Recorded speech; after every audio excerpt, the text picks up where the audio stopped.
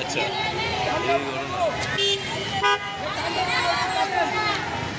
লাগাও সব কটা বস্তা দিয়ে ওটা বস্তা দিয়ে নেই লাগাও লাগাবো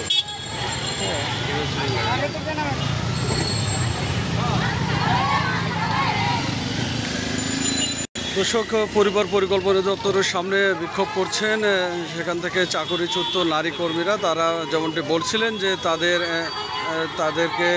প্রকল্পের মেয়াদ শেষ হওয়ার কারণে আসলে তাদের চাকরি চলে গেছে এবং সে কারণেই তারা কিন্তু পূর্ণ নিয়োগের দাবিতে আসলে পরিবার পরিকল্পনা দপ্তরের সামনে তারা বিক্ষোভ করছেন সকাল থেকে। আপনারা দেখছেন রাজধানীর কারওয়ান বাজারে পরিবার পরিকল্পনা দপ্তরের